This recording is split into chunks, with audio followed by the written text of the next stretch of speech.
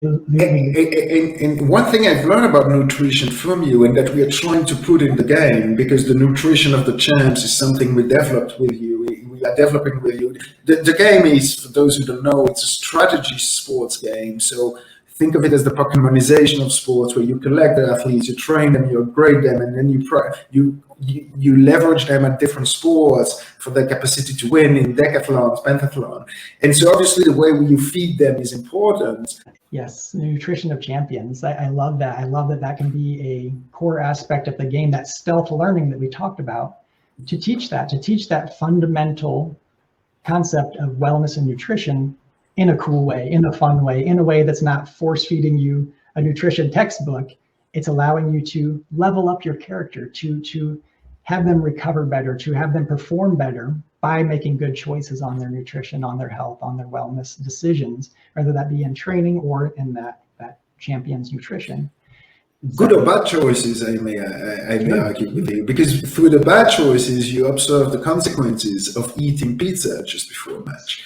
I've told you this before. My dream is that there is this kid who plays the game.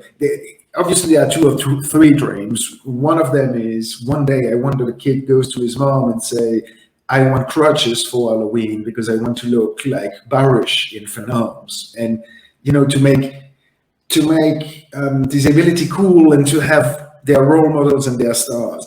But the second dream, with the nutrition in particular, the dream I have is, because obviously obesity is a form of self-inflicted in most cases, not in all cases I know, but in many cases, especially when you see the growing numbers to 1 billion people in the world, wherever Coca-Cola and McDonald's are released, it grows. That's self-inflicted disability. It's disabling. When you get to a level of overweight where you cannot walk at the proper rhythm, and it's bad for your knees.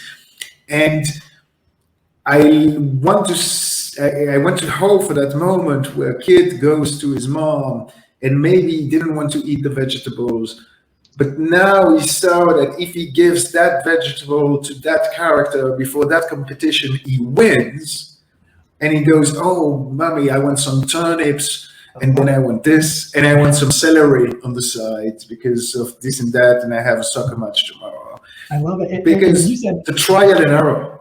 Yeah, and reinforcing the negative side of it as well, because that's how we don't learn just from those positive lessons. We learn from the negative ones. So if they choose this meal before their competition, performance tanks, the recovery tanks, all those things. And it's like you said, it starts to change that decision-making process, and that's where it happens. That's where it happens, and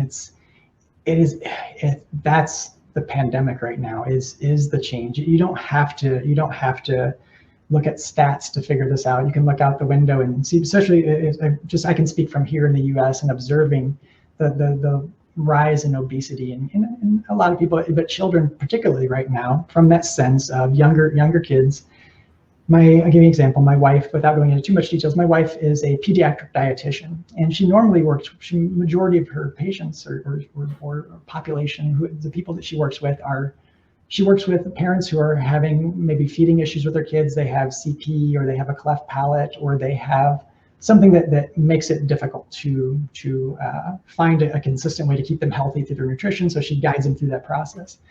But over this last year, what used to be maybe once a month, she would see a young kid with a fatty liver, which is pretty significant at a young age. Like, it's terrible. Like you said, it's a self-inflicting disease, disability, whatever you want to call it. And it's becoming now there's multiple a day on the schedule. And it was a quick transition, and it's happened across the board. And the long-term effects, the repercussions, you being an economist, it's like looking at the numbers of it, looking at the long-term effect of their health, their opportunities, what the cost on the healthcare system, the strain, all these things. So we need that stealth learning wherever it can. We need it coming from all these different places. These ideas of wellness and nutrition, and the game has the opportunity to do that with the Champions Nutrition, which is awesome.